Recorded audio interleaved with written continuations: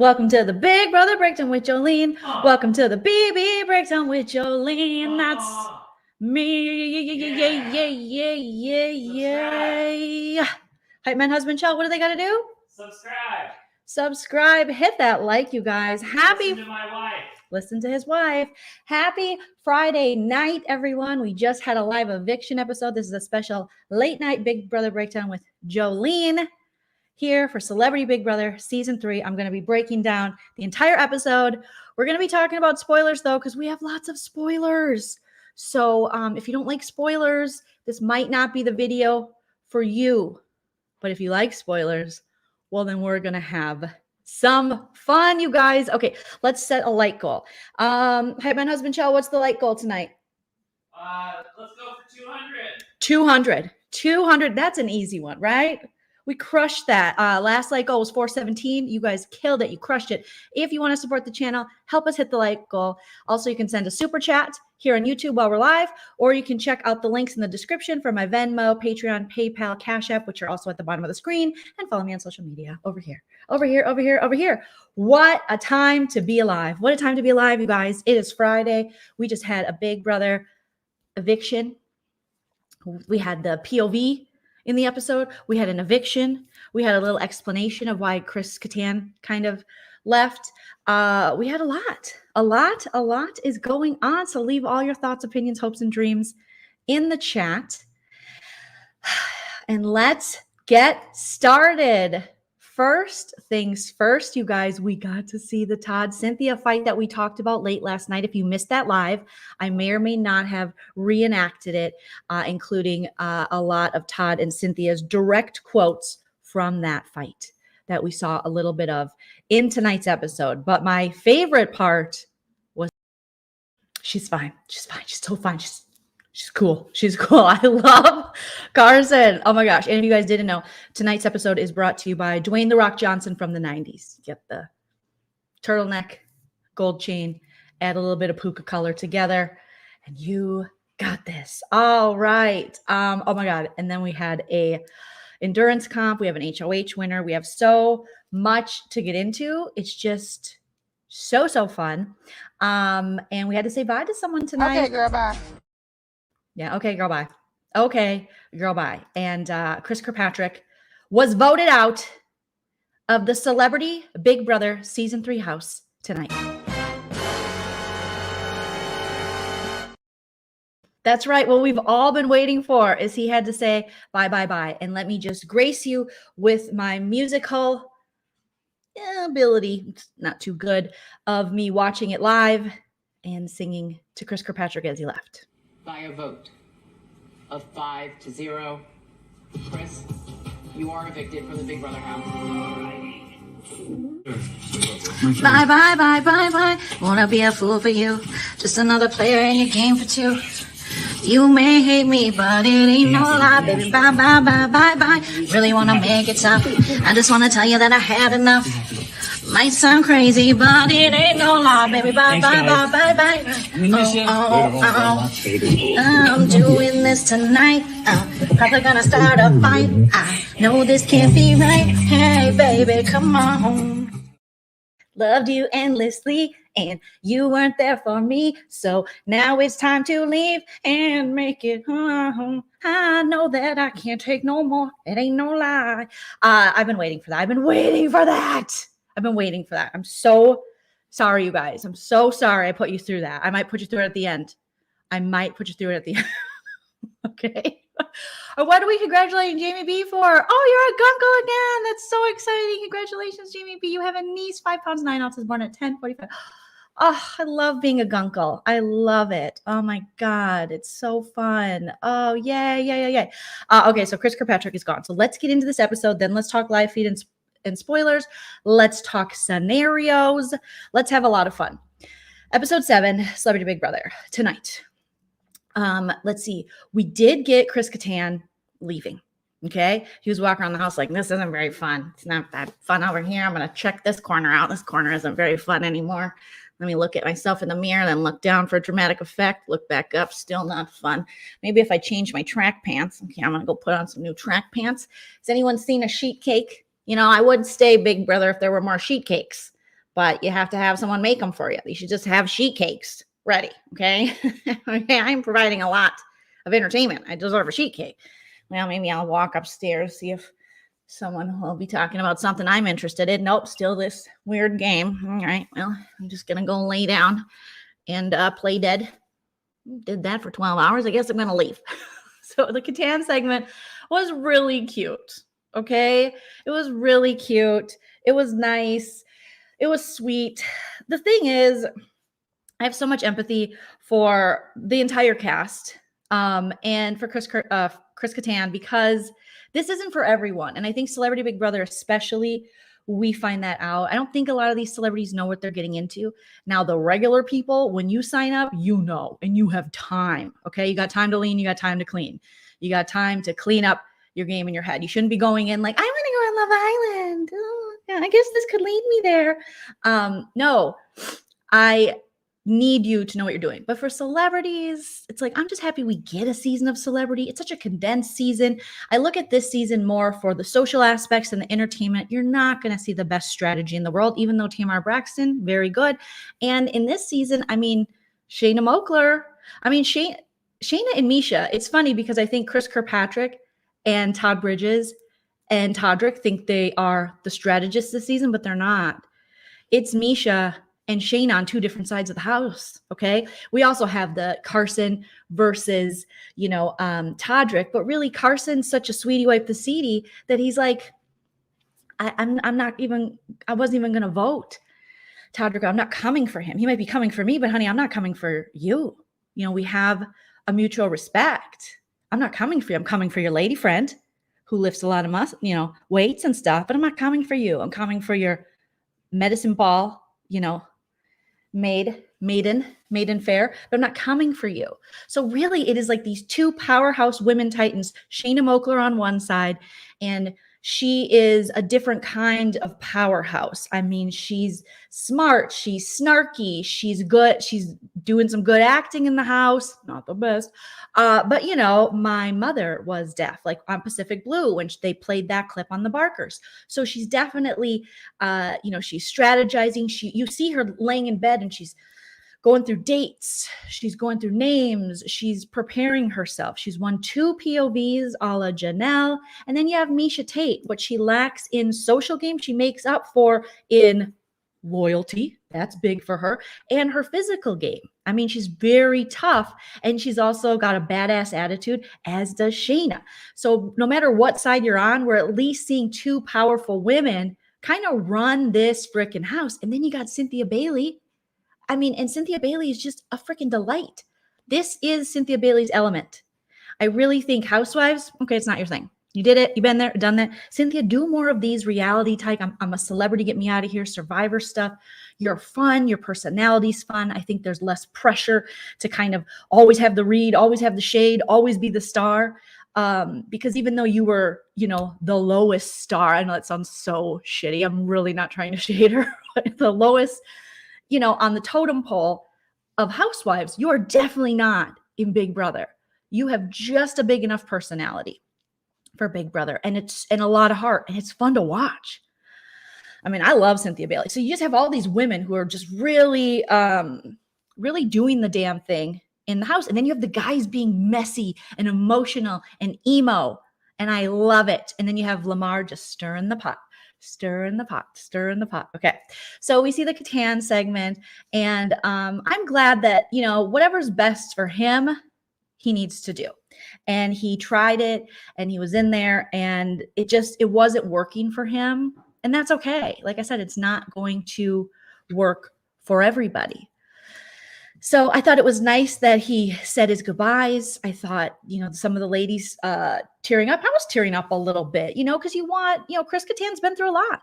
And, I wish him the best in his sobriety, in the health with his neck, my back, my neck, my ussy, and my crack. All the parts, I wish him the best. And I wish him the best in his career. And it was really fun to see him be like, we're going to do a sketch together. Because if you guys want to support Chris Kattan, he does have a YouTube channel, don't we all these days, where he does like sketches, and it's Kattan something. I'll try to remember and put a link in the description of this video. But he's making some really funny short sketches there. And it seems like he's got a lovely lady friend outside of this that he makes stuff with. So it's like, you know what? Get it, sir. Get it. This life is hard. Have fun. You gave us a lot of laughs. You were silly. You are, you're a good egg, as they say in the Midwest. You're a good egg, and I hope you're okay. And if this is the best decision, this is the best decision. So I'm glad that they sent him off, and he was able to, give everyone a little bit like, I love you, Lamar, but you really need to get your ass checked because your butt is stank. It's a stank butt. Something is dead up there. I don't know. It could be a dead doo-doo. We don't know what it is, Lamar, but Lamar is he's ripping ass around the house. Exactly what you would expect from Lamar, this like athlete, just like, he's like, I stepped on a duck. And then he's like, Chris Kirkpatrick, you're cool too. I hope you write me a song. Cynthia Bailey, thank you for the pancakes. Thank you for the food. Thank you for being so kind to me. Shayna Mokler, I love your hats. You're very nice to me as well. And then, Todrick Hall, thanks for paying attention to me. Thanks for laughing at my jokes. I don't know what he was saying about everyone. I'm just trying to. And then they made his picture black and white. And it was just like, bye, Chris. Bye, Chris. Chris has a very interesting story. He didn't come out for a long time. He's not gay or anything. I wish, but no, I don't know why I would wish that. But I do like a gay. So, but he was raised in kind of like I don't know if it was like a commune. It was like a Zen kind of group. His dad, I think, was one of the original Groundlings, which is where he came out of. Will Ferrell, which is a very famous sketch comedy theater in Los Angeles. Lisa Kudrow came from there. Kathy Griffin went through Groundlings. And it's a pretty big deal. And then his mom was like a model. And then he did SNL and he had this injury and he never told anybody. He didn't come out about that until recently. And he never sued SNL and they only paid for 2 of his surgeries and he had to have 5. And I'm sure it was daunting to think to go up against Lorne Michaels and NBC, especially at that time, 2001. So, this injury he's had for 20 years had a big impact on his life. And as a physical comedian and performer, I mean, that he was on the up. He was on the Will Ferrell trajectory. Am I saying that right? It doesn't matter. We're all friends here. And so hope the best for you, Chrissy Poo. All right. So then the episode, then I tuned in when we were doing a veto picks because I wanted to be like, who is being picked for the veto? This is not the screen grab I wanted, but this is our beautiful Carson and beautiful Cynthia Bailey. And beautiful Julie Chen. Julie Chen, you looked gorgeous tonight. I mean, a high pony on Julie Chen is everything. It is.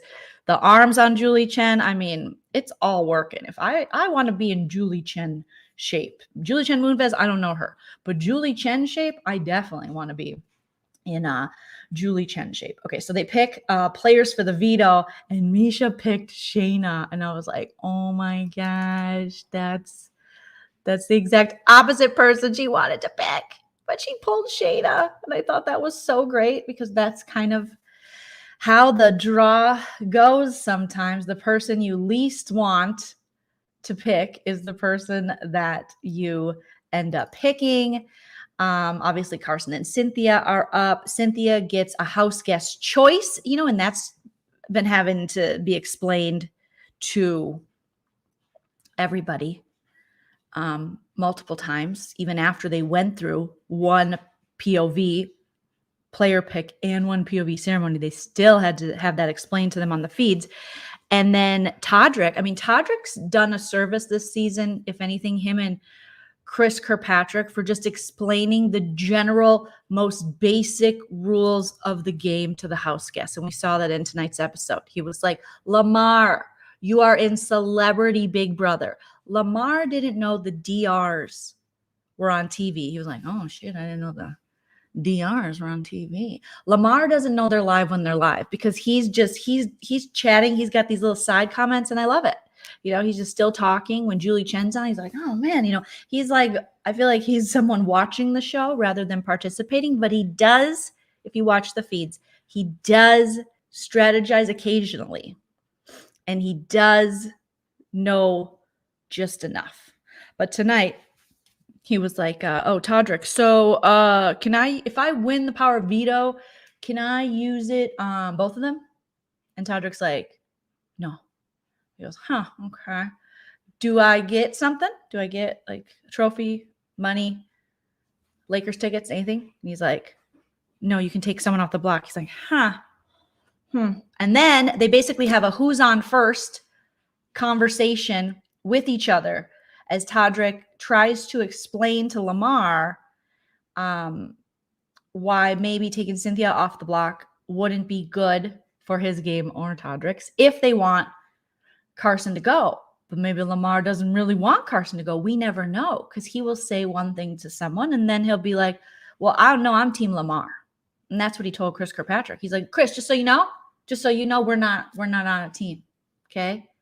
You said I was on a team. You talking to Shayna? I'm Team Lamar. Okay. Just make sure, right? Put that down. Write that in soap in the bathroom because they don't give us pens. Get some body wash out. Spell that out on the shower floor. I'm Team Lamar. And I was just like, oh my goodness. Lamar, you cracked me up. So he's just like, oh, so if the goal is to get out Carson, I don't understand. And it was just literally the two of them going back and forth with a who's on first type situation. And Todrick got his, little DR moment to be like, oh my God, he's pretty, but he's not that smart. And then we had the veto comp, and Todd was hosting the veto comp.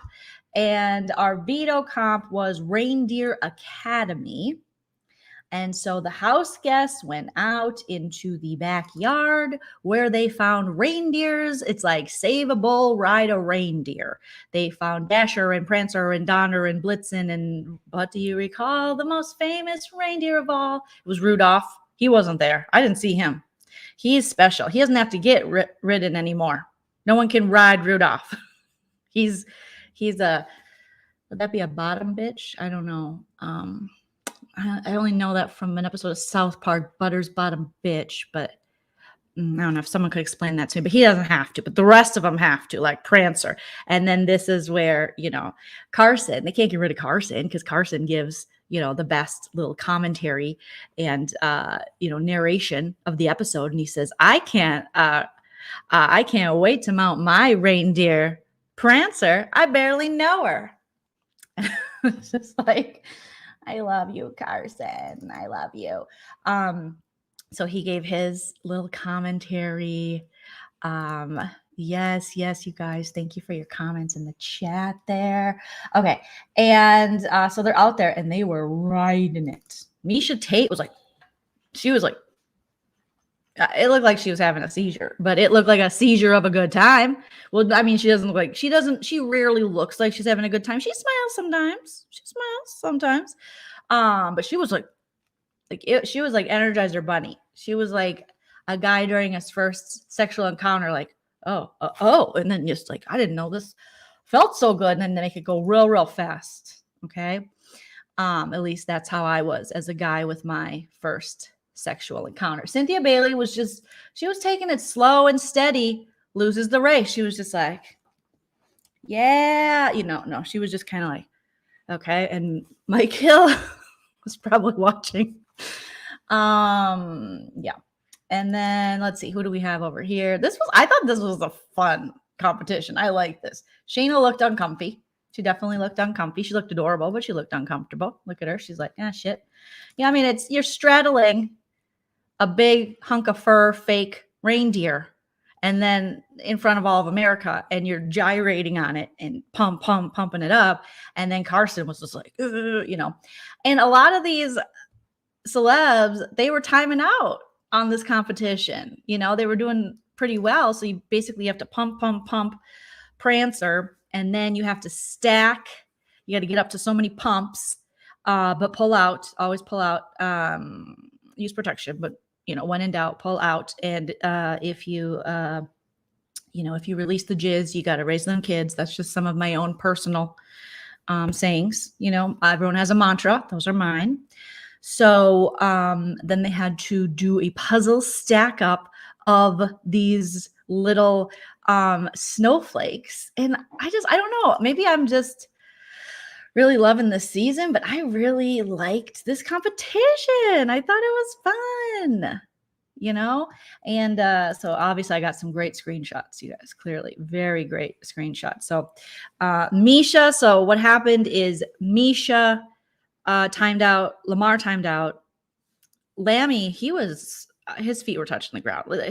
I feel like they knew he was 6'10" coming in. Can they make it,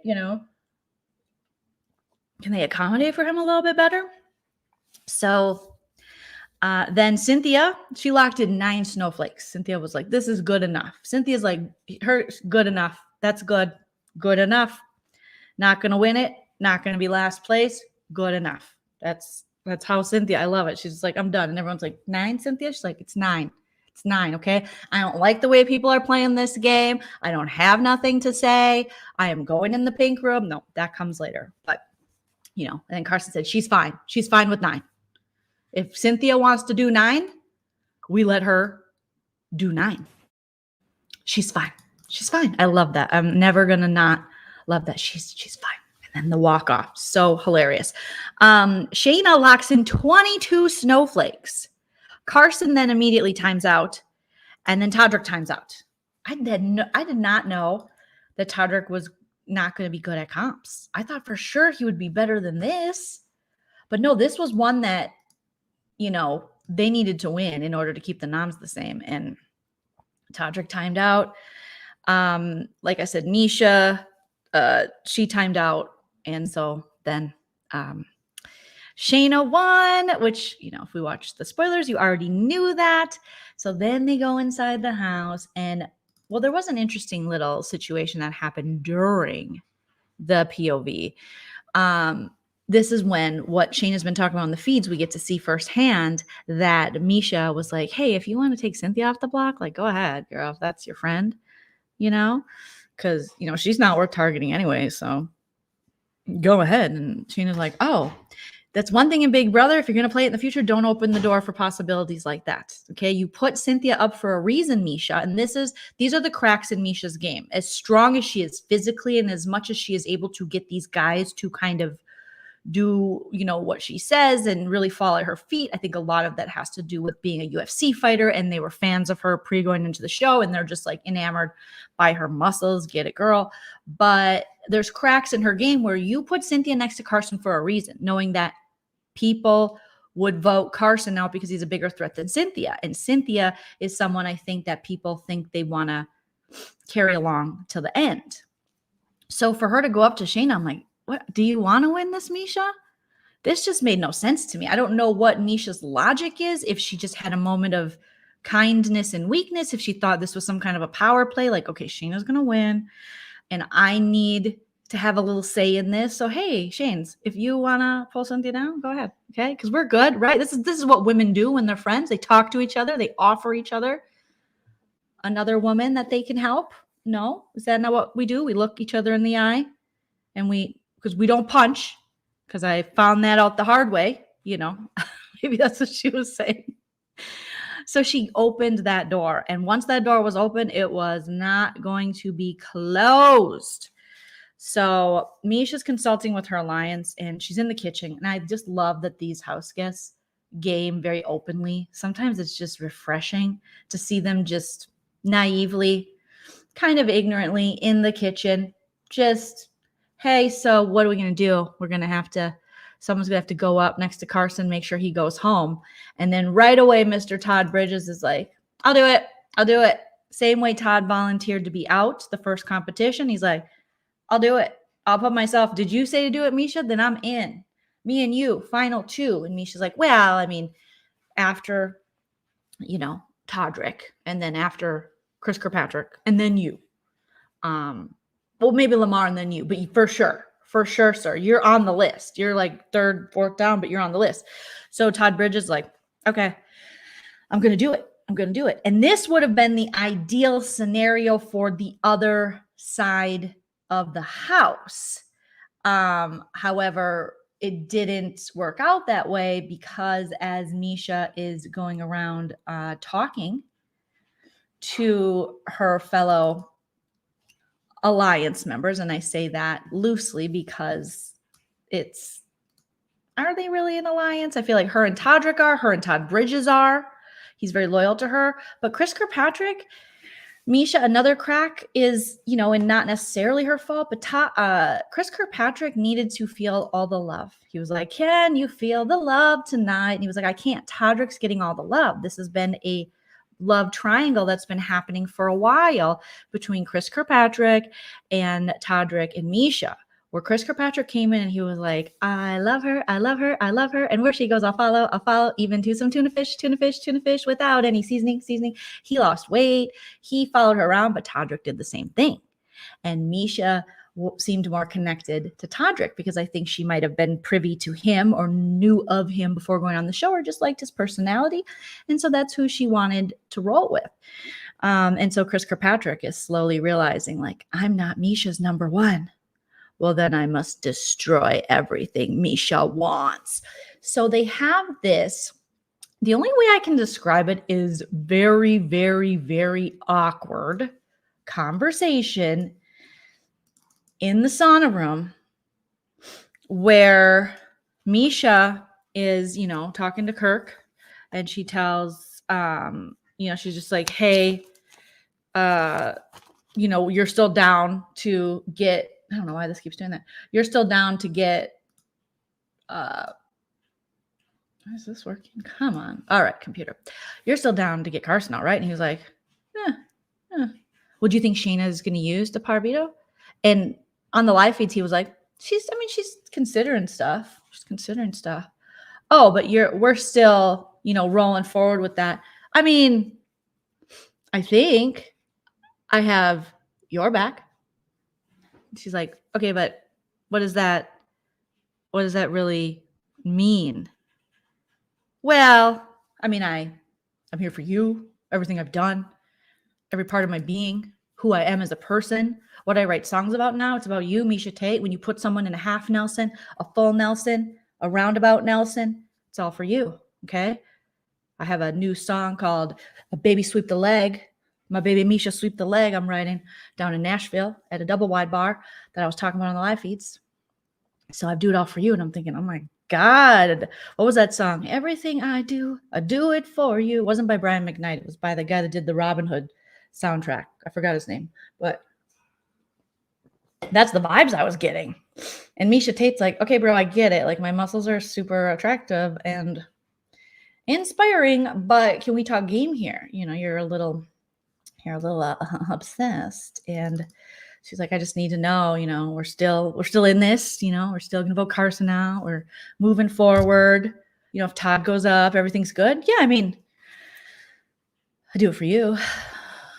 There's no love like your love, and no other could get my love. There's no way unless you're there all the time, all the way. You guys remember that song? Yeah, that was Chris Kirkpatrick. He was just so intense on this. I'm like, just lie to her, give her the answer. He's like, I can't lie to Misha.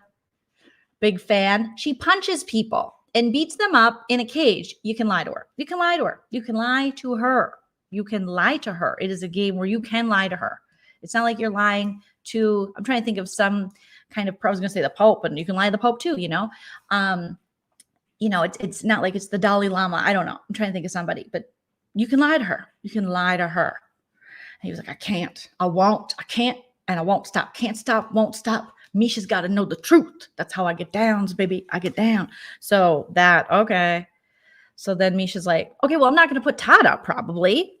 And then Kurt goes and tells Shayna about the conversation. He's like, hey, they're putting Todd up as a pawn. Putting Todd up as a pawn. I think we won. And Kirk and Shayna tell Carson, okay, they're going to put Todd up. Okay, so I'm going to pull you off. And they'll put Todd up.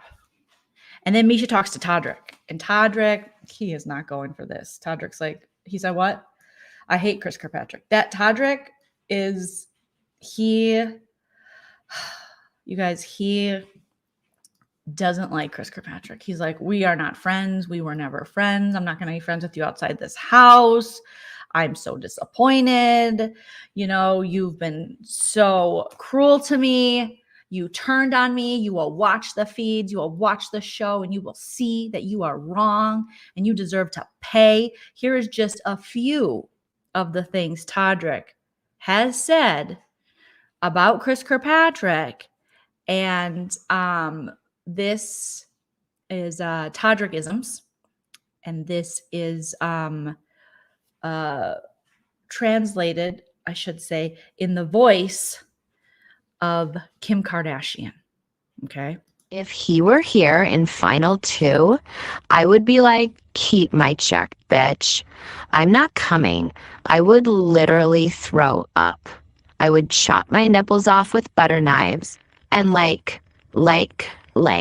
suspend myself from my roof by jumper cables if Chris Kirkpatrick wins this game. I cannot leave, especially by the hands of Shayna and a member from fucking Backstreet Boys. I don't fuck with Miss Chris Kirkpatrick anymore. I want to literally find my social media manager and have him block his ass on Instagram before I get out of here. I'm so over him. I'm so over it, Misha.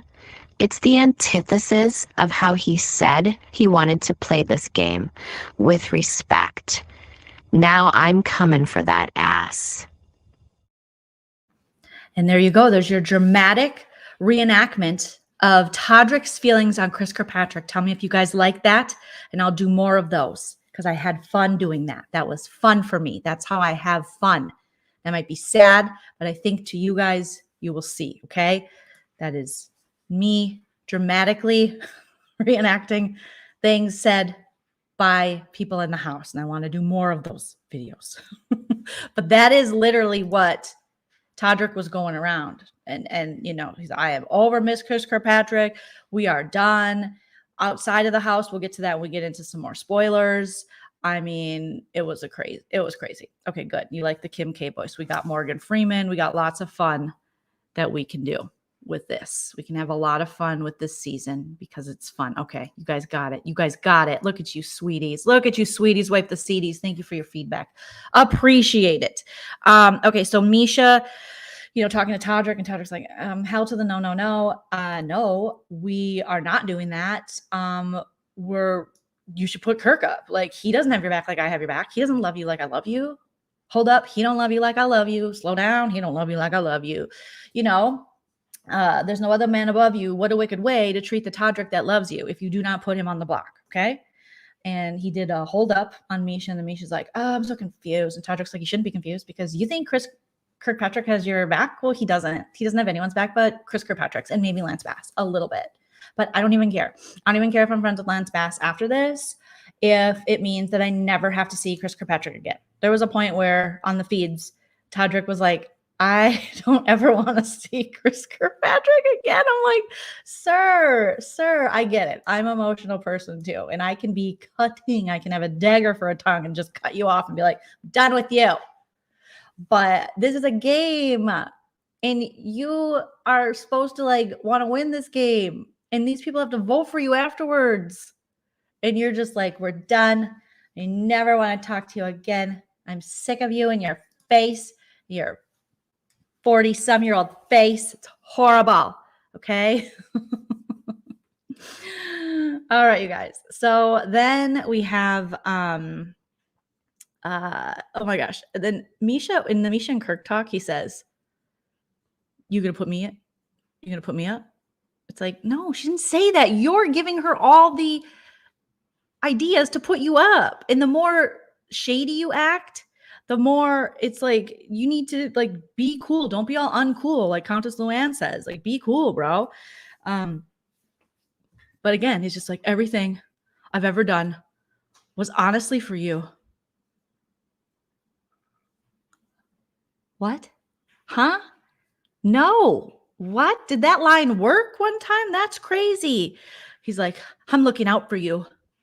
but he won't answer her questions. You know, he won't really straightforward answer. And he's just like, you know, I have you. Because really what he's saying at this point is I have you, but I don't have Todrick. And we need to, I'm not going to save Todrick. We're going to be coming for Todrick. So then it's like a numbers thing. It's like, well, we can't, Misha's like, I can't put Todd Bridges up there. And obviously Chris Kirkpatrick has kind of turned on me. So I guess I'll put him up.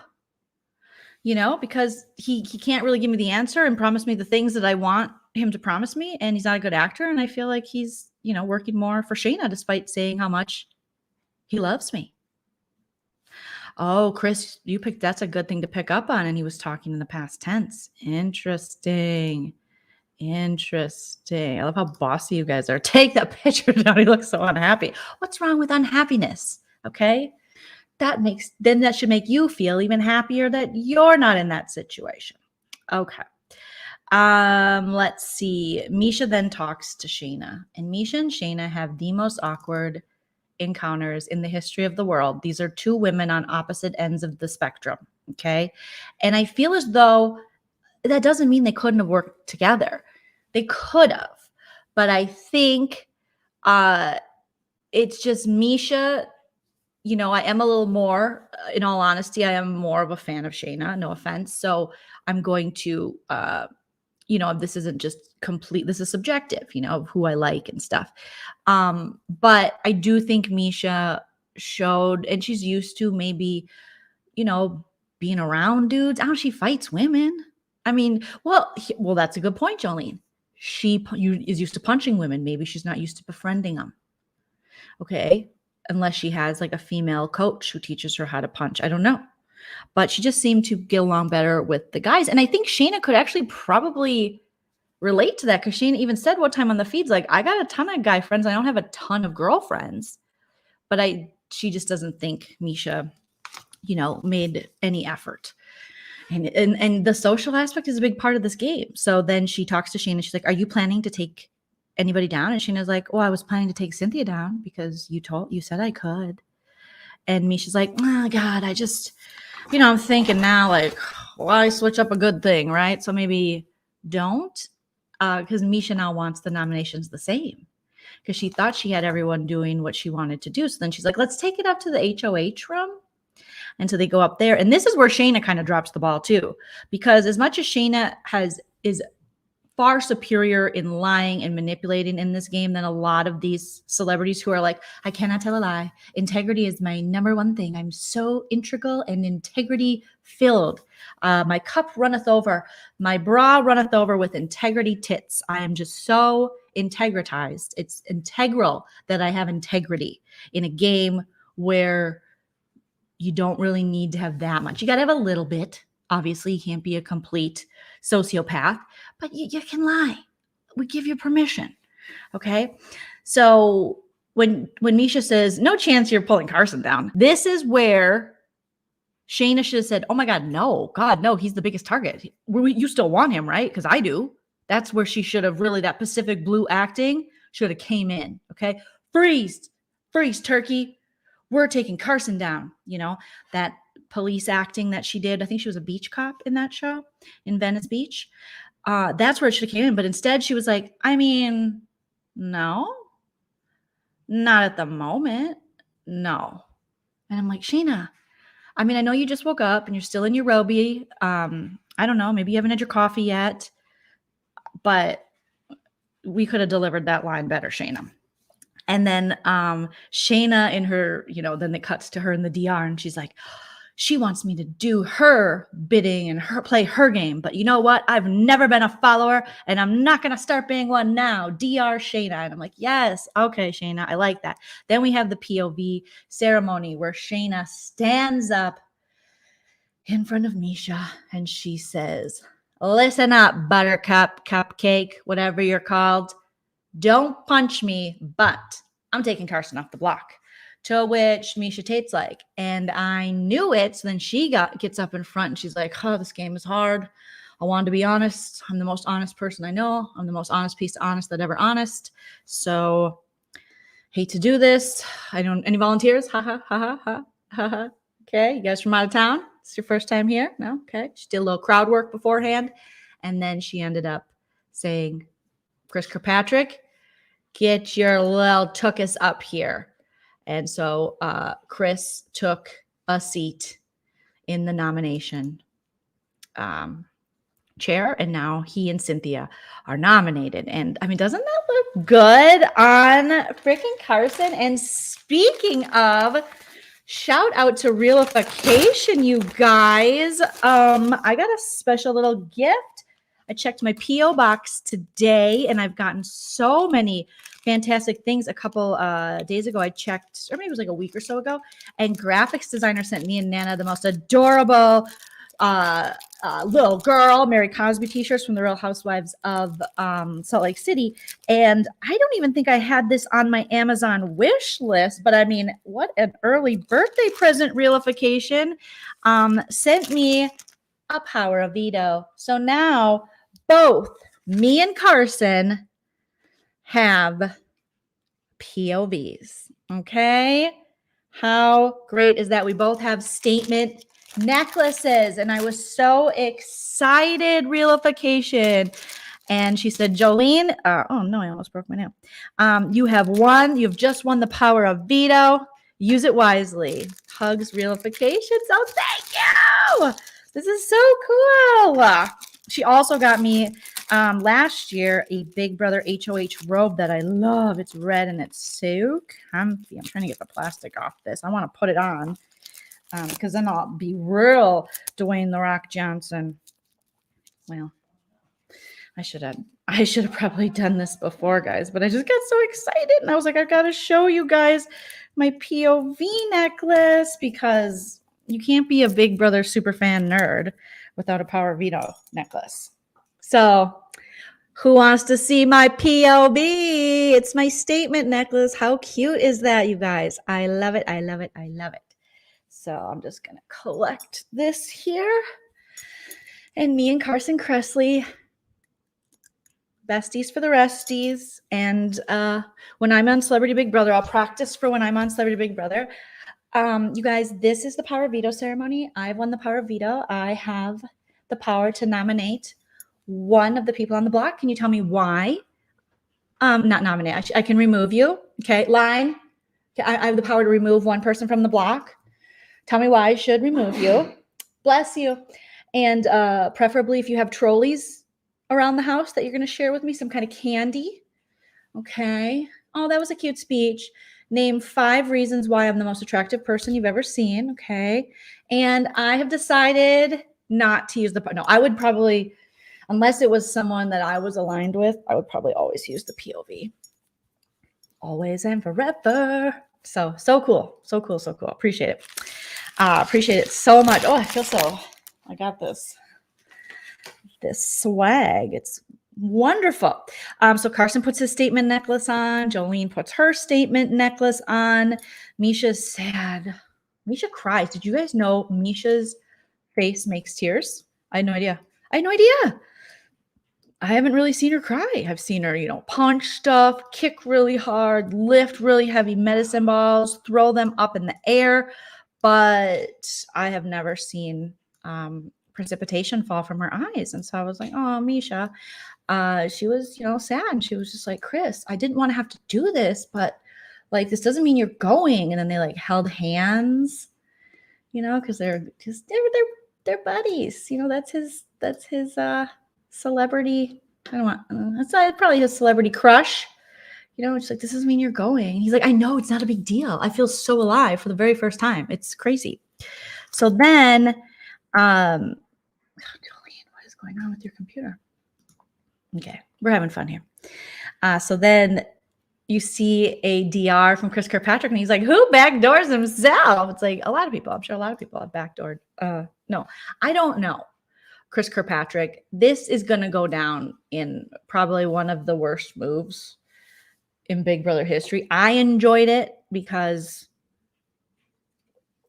we got to keep Cynthia and Carson, but for you, not so good. Not so good. And I don't think this was his big master plan. But again, I do think he has a little bit of, he likes being the hero. He likes doing that. So, okay, Chris Kirkpatrick. And then he said, maybe this is my Dan moment. And I was like, sir, this is not a Dan. Giesling moment. This is not Chris Kirkpatrick's funeral. Okay. Chris Kattan's move was more of a Dan's move. It wasn't, but compared to yours. Okay. You would have had to, find yourself. No.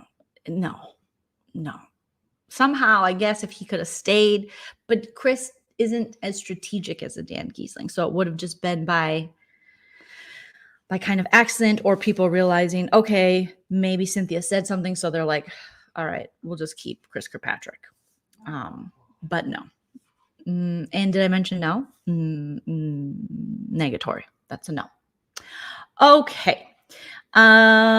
So Todd Bridges, who is just like, I know everything about the game. He went up to Shayna and he was like, why did you do that?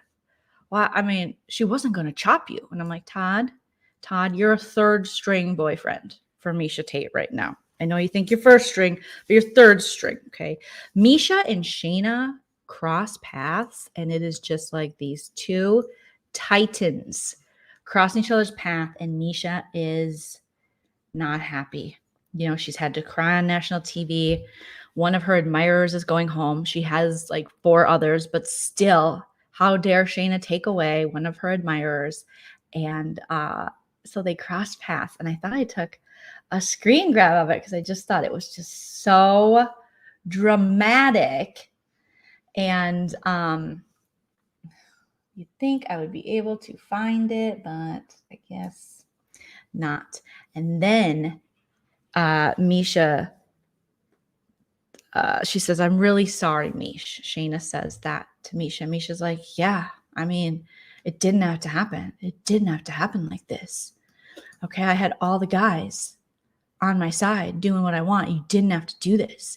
And Shayna's like, I feared that if I didn't do this, that, I'm on the chopping block next and I need a fighting chance and I don't have anyone, even though she does have Chris Kirkpatrick, but he's exposable or not exposable. He's expendable to me.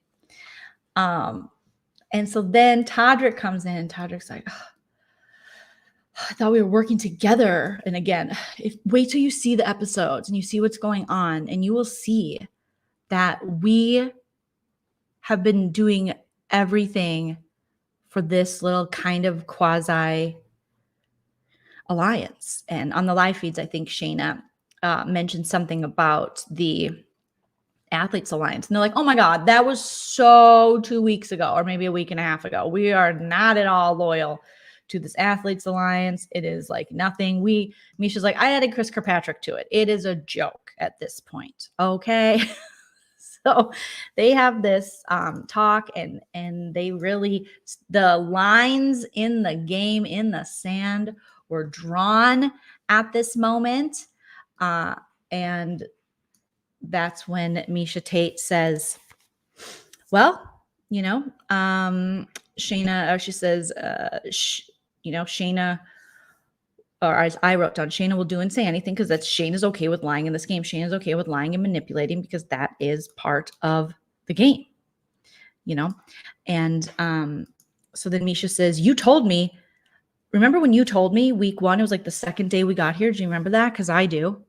I wrote it out in my bicep or my notes that Misha Tate gets to kind of keep notes in the food storage. I don't know if it's notes, but she has charts for like her workout and her food and stuff like that. But it'd be interesting if she had a pen back there because that's against the rules, but it's celebrity. So it's a little different. So she said, I remember you told me I just don't want to be the first out. And I honored that when I was HOH the first time because I've been HOH multiple times. I'm currently HOH now. Well, during the edit of that episode. And Shayna's like, yeah, but that was forever ago. That was like, oh my gosh, so long ago. And Misha's just like, fine, okay. I hope if you win an HOH, you won't put me up on the block. Shayna's like, I have no one. Again, that I have no one live from Shayna. And then she said, Todrick said, I just don't want to feel stupid at the end of this. I don't know, Todrick. I don't know. I think you might feel a little stupid. Just a little. Just a little bit. What do you guys think? Put it in the chat. You think Todrick's gonna feel a little stupid? A little stupid. And then Shayna explains, you know, why she did it again. And then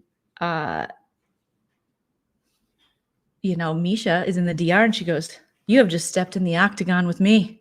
If you feel like you or Carson can beat me head on, then come on, let's go. Let's do this. Let's do this." And I loved this part. Because this is what Big Brother's all about. Like, yes, draw the lines in the sand. Now we got to go toe to toe, tit to tit. You got to fight. We got to make this happen. I loved it. So I love that. You know, I kind of do. I mean, it is pretty transparent. It's very literal. Misha, she could have played it off like, well, we can still work together in the future. You know, we'll see what happens, which Shayna was doing. But Misha's like, no, it is done. Don't touch my sports bras. Don't touch my medicine balls. Don't touch the elliptical machine. We were never friends. And now you think you're a big tough guy, Shayna? You and Carson? Okay, well then you and Carson better be good at everything because you got to beat me in Target. I'm going to call him Target. You got to beat me in Target. Good luck. May the best UFC fighter win. And then she walked away and Shayna said, may the best former Miss USA, Playboy Playmate, Pacific Blue Star, and ex-wife to Travis Barker win. And that's how they left it. And I really liked this. I liked it. It is definitely Team Misha versus Team Shayna. These two ladies, they got it. Tilly, what are you doing? What are you doing, little Tilly cat? So they, you know, they're running shit at this point. Okay. So then these 2-hour episodes, they are just so fun. Then they're sitting in the living room and Cynthia's like, this orange juice is delicious. It's everything. And then Chris and Shayna talk in the bathroom and Chris is like, he's on a high. He was like, this is amazing. Oh my God. And Shayna's like, you might go on the block. I'm kind of crying about that. And Chris is like, who cares? I will go on the block. I will go home. I will do what I have to do. We are flipping this game. This is so fun. Something is happening in this game. And I'm like, I've never seen a man so excited to get backdoored in my whole entire life. But he was very, very excited. And Shayna is looking at him like, what's the deal, Ally McBeal? Why are you so excited? He's like, this is great. I feel alive. I haven't felt alive in a long time. And now, you know, we're making moves. It was almost like he was looking at it like a fan, like he wasn't really playing it. Or maybe he felt like he just didn't have a chance. Or maybe he really did think even going up against Cynthia, he did still have a chance, even though he kept saying, I'm not going to campaign against her. And I'm okay if this is the end for me. NBD, no big deal. So it was an interesting conversation, and Shayna was definitely more emotional than Chris was. And you would think Chris would be very emotional, but he wasn't. He was like, this is so cool. I'm about to be backdoored. Okay. I completely failed at lying, and I love it. I'm so, so excited. All right. So then we have this, Chris is like, game on. Then Julie's like, we're going to come back with special messages. And I was like, oh, messages from home. I want to see their families, their celebrity families. No, we get trivia with Julie Chen. And I'm like, I mean, it was there were times where it was funny. It was funny when they talked about the Super Bowl and Lamar yelled out. And, you know, he was like, it's probably the Rams and the Kansas City Chiefs. And they're like, no. Everyone's like, huh? He's like, the Bengals. And then probably said like, holy shit. And then they cut to fish. But I thought it was shady AF of Julie Chen to be like, so this question is for Chris Kirkpatrick. Who do you think was inducted into the Rock and Roll Hall of Fame? Was it Eminem, or Eminem? And if you don't know, Eminem has that whole song, like, Chris Kirkpatrick, you can get your ass kicked worse than them little Limp Bizkit bastards. You know, that was one of the lines in his song back in the day because he hated the little boy bands. So does Julie know about that old school little rivalry in Eminem's song? Because she was like, yeah, it's Eminem, Chris. Remember him? And Chris was like, yeah, does anyone else want to help me out? She's like, no, Eminem. Remember he said you can get your ass kicked worse than those little Limp Bizkit bastards? No? Okay. All right. So they talked about the Super Bowl. They talked about celebrity news. And then Lamar, they gave Lamar the freaking the Kylie Jenner question. I was like, oh my gosh, Julie Messbox Chen, are you serious? I loved it. And I had no idea that Kylie Jenner and Travis Scott named their kid Wolf. Like Wolf Blitzer? Did they name him after CNN great Wolf Blitzer? What did they? Wolf Webster? Huh? What? No, it should be Wolf Blitzer Scott. Is Travis Scott's real last name Webster or is the middle name Webster? I'm so confused. And what's with Wolf? I like a wolf. But Wolf? Like WOLF? I guess I haven't been. And how is Kylie Jenner always able to keep her pregnancy so under wrap? You never see a pic out. Maybe I'm just not looking for it of her. I feel like the Kardashians have it down where now they don't even have to have a 9-month incubation or whatever it's called. They don't have to be in utero for 9 months. The baby doesn't. They just are like pregnant. Let's deliver. They have some kind of new alien technology where they can just give birth right away, except for Kim's first couple, or she was showing, you know. But okay, Valerie Bertinelli's son, Wolfie. Okay, it's cute. It's cute. Lamar Love, yeah. The Eminem shade I caught right away, Tandy, maybe because I'm old, but I remember that. Chris Kirkpatrick, you can get your ass kicked worse than Little Limp Bizkit bastards. And I was like, oh my gosh. So Wolf Webster, all right. Get it, Kylie. Congratulations, Travis Scott and Kylie. So she was pregnant when all that stuff was going on with Travis Scott. How? Wow, that's a lot of stress on the. I mean, it's such a tragedy and just like, wow. I don't know. I don't know too much about that, but that was horrible. Let's not get into that. Jolene, why do you have to bring the show down? You had to bring the show down. That's Travis Scott's name, Jacques Berman Webster III. How the hell did he come up with Travis Scott? 2 first names. I would be like, I'm Jacques Berman. I'm Jacques Berman, or I'm Berman Webster. Don't you? Well, I think Berman Webster sounds like a scholar. You know, he sounds like he's going to give some kind of TED talk. So, oh my gosh, Wolfie Van Halen. I mean, well, if your last name's Van Halen, and your dad wore spandex and jumped in the air with his, you know, the cutout of the ween. I don't know how you say that, but you know, you can see like the ween line. Baby can probably be Wolfie Van Halen. Well, how old is that baby now? That baby's got to be maybe have a baby. Baby's having babies. Okay. Julie ruins outfits with too much jewelry. Chris, I can't talk. Because I'm always. So do I. I don't think it's an outfit without me ruining it with jewelry. Okay. So they did the play two truths and a lie. Lamar didn't stop talking. He's just giving commentary. He's like the People's Couch or Pillow Talk with 90 Day. He's just talking.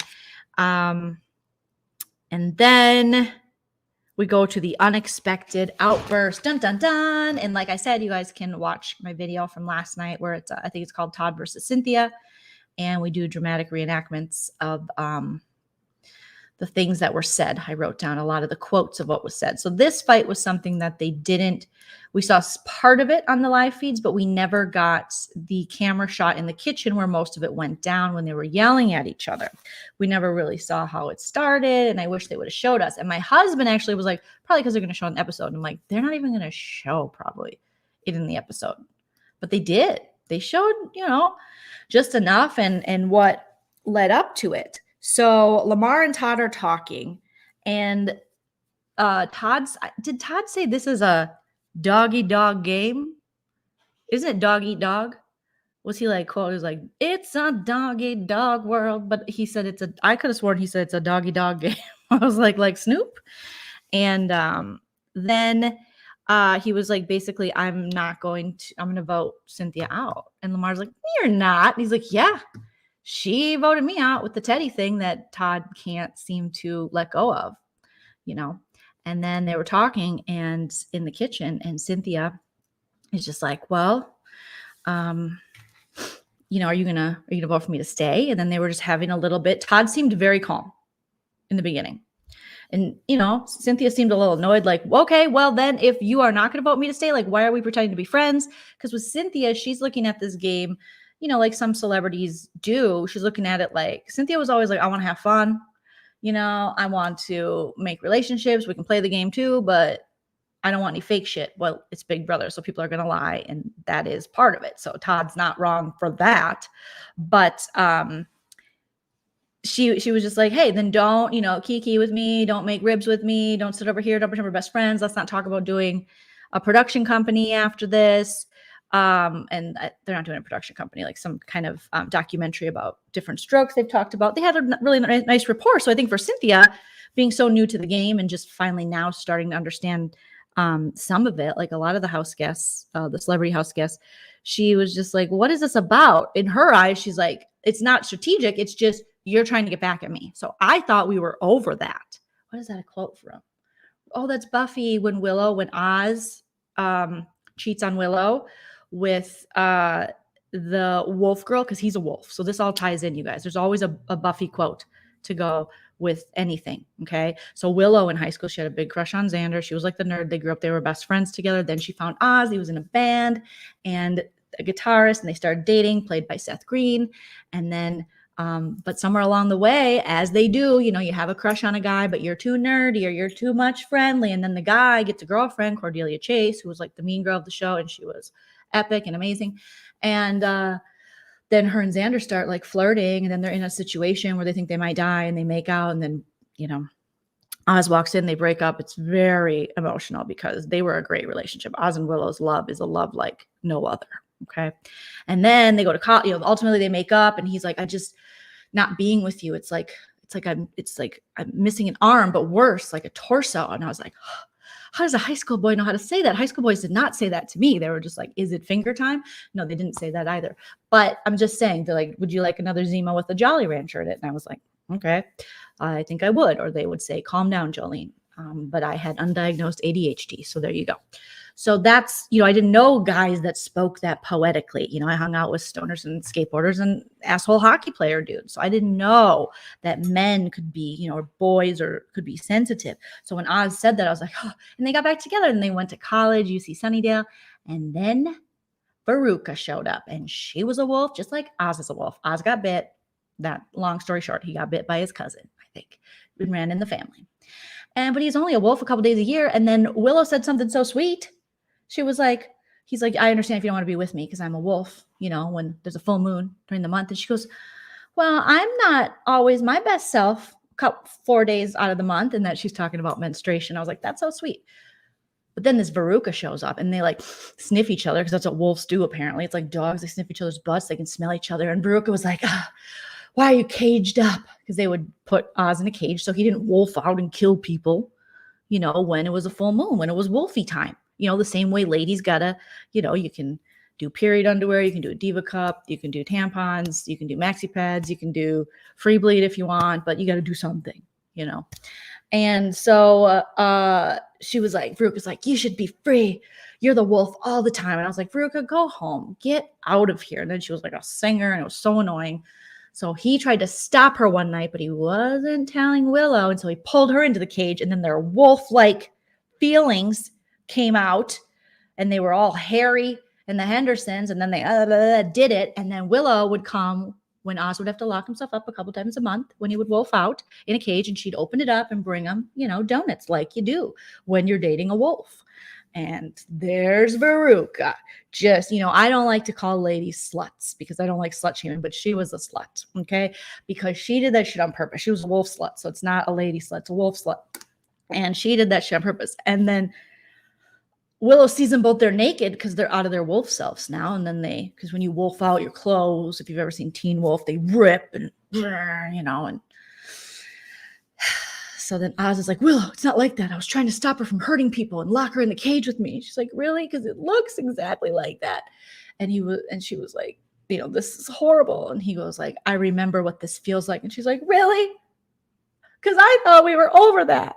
The me and Xander thing, and this is way worse. And Allison Hannigan is this amazing actress. I'm losing people I know, but I'll get to the end. And then she just cries, and then Oz has to leave, and he goes to like freaking, I don't know, he goes somewhere, he goes to India, someplace where like meditation and like getting in tune with yourself, and tries to control the wolf because he doesn't feel like he can control it, and he leaves, and he drives away in his van. And I don't think I've ever been more, I was more sad over their breakup than I've ever been about any of my breakups. And now you guys just learned a lot about me. Okay. And I could talk Buffy all the time. The problem is nobody wants to hear me talk Buffy. So I just make you guys. I'm sorry. I didn't have your consent, but I still did it. And that's not right. But it's okay. I do need every something should have a Buffy. So I feel like this situation was similar to that with Cynthia. Like, really, Todd? Because I thought we were over that. Because that vote of Teddy happened a long time ago. And I made her a promise. And Todd's like, well, was my promise not good enough? So when I make promises, and Cynthia's like, no, your promises are not better than my promises. But I thought we moved on from that. Now we've formed more of a relationship together. And we've had fun within the house. And we've got to know each other more. Back then, that was early on in the show. And these days in the Big Brother house are like years. And so I didn't think you were still carrying that. He's like, well, maybe I am. And then Cynthia, she just she pushed it. She didn't get up in his face. She was standing. He was sitting down. And I thought, oh, Todd's pretty calm, But I will tell you, this gentleman, Lamar Odom, instigate. Because he walked downstairs right in the beginning of they were talking about this. And he had just talked to Todd about the situation. And he said, you okay, child? My husband's getting very emo about something he's doing over there. And we can hear him. And so he had just was talking to Todd Bridges about this. He comes upstairs and he says, he's a punk. And then he was kind of pacing back and forth. Lamar was. And then he started clapping. And I remember hearing this on the live feed, someone just clapping. Like, who the hell is clapping? It was Lamar. So it was kind of like, let's get ready to rumble, world star. It was really weird that he was doing that. And, but on brand for Lamar. He's silly, so he probably didn't think it would escalate to that. But that really seemed to trigger, when you have people around kind of feeding into that energy, the energy started rising and rising. And then Todd's like, if you cut my throat, then I cut your throat. That's how we do in the streets, in all due respect. And Cynthia's like, well, in all due respect, honor your word. That's what I do in my streets. And if we're not good, let's not be good. And then Lamar's clapping, and then she walks away, and he's just like, Cynthia, just let it be. Todd's still sitting down. And then Cynthia goes in the room, and that's when Todd's like, can I talk to you, Cynthia? And she's like, no, I'm never talking with anyone ever again about anything. I'm going to go home, and if I do, I still love you guys, but I don't give a shit at this point. She's fine. She's fine. And so then Cynthia goes in the bedroom, and Carson's like, I'm proud of you in the way you handled yourself, because you definitely questioned him. You called him out. She did call him out. She did, say, hey, then we're not cool. Then don't pretend with me. She was definitely upset. And then she did and another thing, which if you watch my live last night, if a woman comes at you with another thing, just stay calm and listen. Try your best to be empathetic. Don't roll your eyes. It'll all end soon. But like I said, we've been building cases since birth. That is just in our DNA. Okay. And it's in our chromosomes. That's what we do. So she was like, I just thought, and another thing. And she walked out of that room, and it is just my favorite thing. And another thing. And another thing. And Lamar's loving it. He's like, oh, this is, entertainment. And then when she comes back, that is when it escalates. Like, why is your word worth more than mine? And then that's when Todd Bridges, I just still don't know why Todd got up. He was doing just fine sitting there, Todd. I will never understand why Todd Bridges stood up. And now he didn't just stand up. He walked toward her. And Carson is right about that. You just shouldn't do that. I'm not saying Cynthia. Cynthia was definitely upset. Cynthia definitely said stuff. You know what I mean? But that's what you can do as an adult. You can be upset and be like, well, then fine. Then don't be my friend, whatever. But there's never a reason to get up and go forward and get in someone's face, because he got close to her. And as you can see, Carson is kind of hovering around, just being protective of his friend, as you should. And Todd, by that point, he was just like, F you. And then Cynthia, well, F you. And there were lots more F yous and F that's. And I just really wish Todd didn't do that, because it was just unnecessary, because he was doing great here. Okay. Doing great. Lamar's smiling at him. Cynthia's just like, she's frustrated. He could have just, hey, it is what it is. Can we talk about this later? Anything else? And I know it's easy to say in hindsight, but you know, I don't know. It just was it's a very unfortunate, and I do not agree with Todd getting up like that. It's just so freaking unnecessary. Like, even if he just would have stood like this a little, all right. But to walk around the table with the swears, you know, I don't know. It happened. They made up. I'm glad they made up. And I'm glad everyone learned a lesson. And I was watching Busy Blues live today, and people were saying, I had no idea, you guys, but people were saying, and I probably shouldn't even say this unless I know for a fact. So I'm going to Google it real quick. But people were saying some stuff that Todd Bridges, this was a long time ago, but I just think it's interesting because he was making a lot of comments about stabbing. Okay, so in 1989, Todd Bridges was arrested and tried for attempt. Oh, he didn't know he was tried. But I do remember seeing him in court because that was the time when there was a lot of like 70s and 80s stars you'd see court appearances, like Robert Downey Jr. He was always, but it's two people, Todd Bridges and Robert Downey Jr. had very public battles with drugs, you know, and when that happens, you're going to end up, you know, in the system, in the court system. But someone in Busy Blues chat, and it's like old ass tea because obviously this happened a long time ago. But in 1989, it says Bridges was was arrested and tried for attempted murder of Kenneth Tex Clay, a Los Angeles area drug dealer who prosecutors argued had been shot by Bridges. Bridges pleaded not guilty to the charges and was represented by high-profile attorney Johnny Cochran. That's OJ's guy. Okay, Johnny Cochran can get anyone out of anything. He's amazing. So I don't know. He was found not guilty in the drug shooting. So he's not guilty, okay? He was actually acquitted, according to the Los Angeles Times, of shooting a drug dealer 8 times in South Central Los Angeles, rock house. What's a rock house? Sounds fun, but it's probably not. It was the second time he was found not guilty of charges stemming from the shooting. So he was completely acquitted of that. And Johnny Cochran at the time says, this trial shows, and this is all the way then in 1990, that justice is alive and well in Los Angeles. So, yeah, so he was accused of wounding Kenneth Tex Clay, a convicted Texas drug dealer, 8 times on February 2nd, 1989, at a residence in South Central Los Angeles where drugs were sold. During the trial, it was brought out that Bridges and others had been taking cocaine before the shooting, and that the actor was angry at Clay, who had stolen his BMW. During the week-long trial, 2 female prosecution witnesses testified that they saw Bridges in the rock house with a gun. One of the women said she saw Bridges shoot the man after an argument. But 2 defense witnesses who lived next door to the house where the shooting took place testified that they saw Bridges leave shortly before the gunfire erupted. The jurors said later that the prosecution's case appeared to have too many holes. So there you go. He was only 25 at the time. The actor could have been sentenced up to 7 years in state prison. Bridges, 25, of Sun Valley, he was 25 at the time, had been brought to trial the year before for the same incident, but another jury acquitted him of a charge of attempted murder with great bodily injury. So I just thought that was like, maybe because I was 9 years old when that shit went down.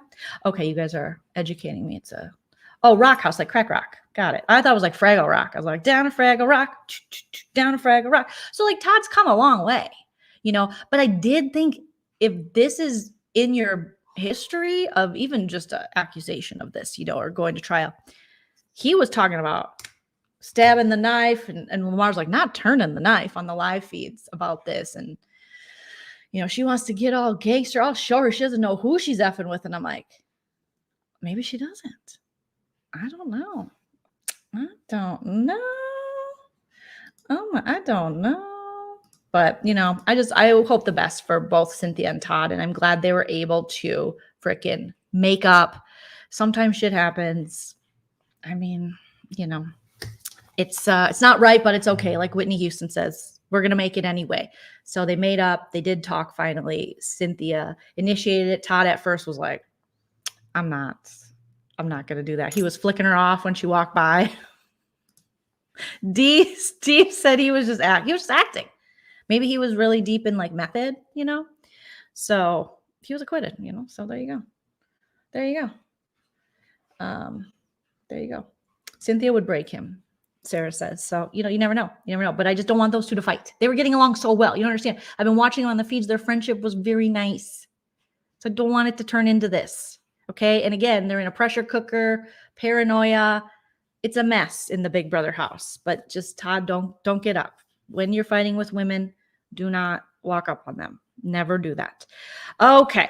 So then we have Cynthia's like, I want to fight because now it's personal. And she meant fight to like stay in the house. We do the live voting and Chris Kirkpatrick is voted out. And Lamar, again, with another great Lamarism, he goes on to say when everyone's just like talking about the game, Todrick picked up Carson and like Carson straddled him. And then they're like, Chris left and, kind of sad. Lamar says, I look like Marcus Allen. And I had to look up who Marcus Allen was. I had no idea. But leave it to Lamar to just have a very arbitrary thing, off the wall thing he's going to say. I want pancakes. Can I stand up? Do I have to sit down? So wonderful. But then we see goodbye messages. Was this the first time we have seen goodbye messages? Because I don't remember seeing goodbye messages this season, or maybe I wasn't paying attention, but we saw goodbye messages. So Chris saw many of his fellow celebrity house guests wishing him a fond farewell, with like Shayna. He was like, oh, Shayna, yeah, she was my person. And then when Misha gave hers, you could just tell he was just like, oh, Misha, I'm such a fan of you. Look, he's got his head turned. He's just like, Mish. And then, let's see. Then we had Todrick. I don't know if I have a screen grab of that, but I thought I grabbed one. Okay. Oh, Carson, he was like, bye, Kirky. Thanks for, falling on the sword, I guess. You like when we say that, so I'll say that. I don't know if he said that. And then Todrick was just like, Todrick is, he had warned Chris Kirkpatrick on the feeds. He's like, okay, because they had to talk on the feeds. And he's like, today, probably around, I don't know, like 11 noon Pacific time. And he's like, here's the thing. I don't appreciate you. I don't appreciate that you turned on us. There was no reason to turn on us. I felt like you have not been talking to me. I feel like you're the one who has the issue. I feel like I've been such a good friend to you. I have been everything and more. And, you haven't. And I think it's going to look really bad on you. But I think if you somehow apologize to me or find a way to make this right, I will go in the DR and take back all those hateful things I said about you. Okay. But until then, I'm not going to do it. I'll be honest with you. I have been raking you over the coals in the DR. Okay. I've been saying horrible things but you deserve it. So if somehow you can make this right, I'll take it back. But if you can't, then I'm not going to take it back. So that's on you, bro. And then he went on to say, Todrick went on to tell Chris on the live feeds, they were talking in the sauna room. He said, and I just want you to know, you going around in the smear campaign about me and saying that I'm not trustworthy is really hurtful, okay? Because there's 4 people of color in this house, and I'm the only one playing the game. You have one person, he was talking about Lamar, just sleeping and farting his way through the game. You have another person, I don't know what he said about Todd. Maybe sleeping and farting. And Cynthia, who's like baking and doesn't know what's going on. And I'm actually playing this game, so I think you are going to have a rude awakening. I'm paraphrasing now. When you come onto this house and you see that you're not going to get the reception you want saying this about me. I was like, what? No. What? Why? Why would you even say that? Why would you have to put down Lamar, Todd Bridges, and Cynthia's game to bring yourself up? Because we have seen strategies in the past where cooking, cleaning, social game get you far, can get you a win. Farting. If you never know, there might be a jury who just big fart fans. And I would argue that Lamar's doing a little more than that, And Todd Bridges, trying to link up. He's not the best at it, but he's trying to link up with Misha. He thinks he knows what's going on. He's not pulling it off the way I think he thinks he's pulling it off, but he's at least trying to play the game. I don't know. That is just like, wait, that was weird to me. I was like, this is like a level of emotional immaturity in this game with Todrick that I'm like, Todrick, no, you don't have to do that. You could be mad at Chris Kirkpatrick, okay, but it was just like, why are you throwing the rest of them under the bus? Cynthia says nothing but nice things about you. Todd and Lamar, I mean, it seems like you guys get along. I know you're offended by them sometimes, but it was it was a lot for him to just say that. It was crazy. I was like, Todrick, I think Todrick thinks, I don't know if he thinks people are looking at this season like we did BB23, but we're not. You guys are all celebrities. And BB23 and Big Brother, the civilian, it was a huge deal to finally see representation because we have never had a black winner in 23 seasons. So that was what the cookout did, was like amazing. The fact that they kept it so on the down low, they had their plan of each having a person, they all got to the end and they were able to have reach that goal, you know, and at the detriment sometimes to their own game, you know, and really work with each other without throwing each other under the bus. But I think Todrick thinks he's like representing Cookout 2.0, but you're not, because you're choosing to work with Misha. You're not really working with any of the other people of color in the house, right? No. And then, oh my gosh, so get to some live feed spoilers. Let's see. And then we'll get to the HOH competition, and then we'll talk a little bit about what's going on the feeds right now, because I know you guys have some things that you want to share with me, and I can't wait. Okay, so Todrick and Kirk, like I said, they had this conversation, and they were talking in like monologues. Todrick was, and then Chris Kirkpatrick was like, "Can I talk now?" It's like two people who kind of like to hear themselves speak, I would think. Chris Kirkpatrick and Todrick were speaking in paragraphs, and Chris Kirkpatrick left that conversation very scared that Todrick won't be his friend outside of the game. He told Shayna Moakler, he's like, he's not gonna be my friend. Shayna's like, he's gonna be your friend. The women are like the voice of reason right now because these two dudes are very emo, and it's like, he's gonna be, it's a game, he's wrapped up in it, it's gonna be fine. Chris is like, no. I think Chris is a little worried because there's been lots of times that Todrick has kind of put this label on him, like, well, people are going to see you as putting up this Asian American woman, and it's going to look really bad for you.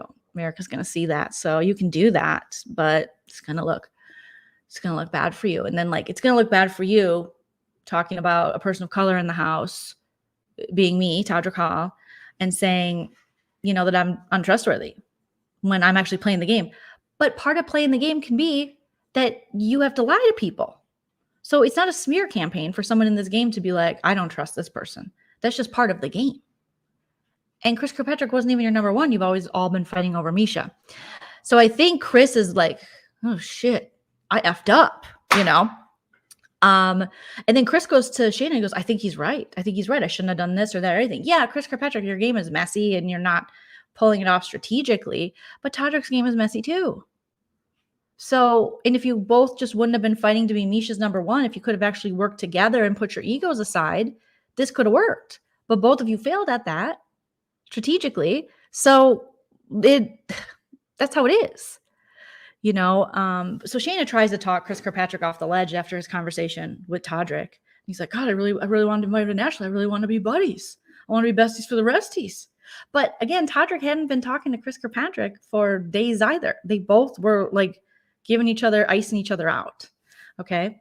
Also shout out to Big Brother Benny, you guys. I'm so sorry. I like to, you know, do these little videos and stuff. And I find so many wonderful clips. Big Brother Benny puts up all these wonderful Big Brother clips. If you're looking like, oh, there was a fight in the house, I'm going to go to Big Brother Benny's channel, subscribe.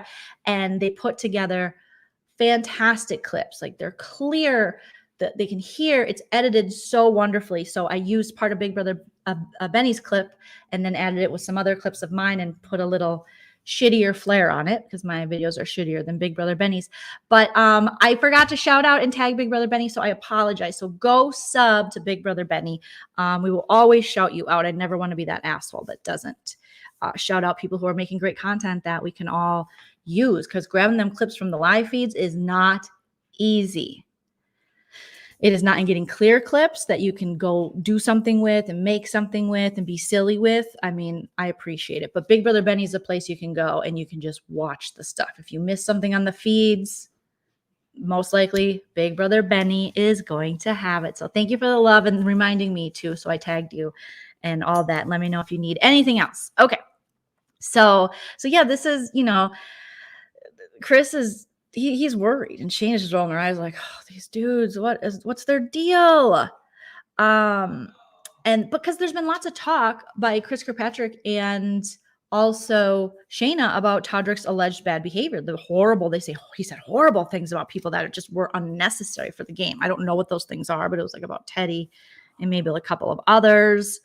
And then Todrick goes and talks to Misha, and they have this whole talk about, because Misha hates Shayna now, like hates her.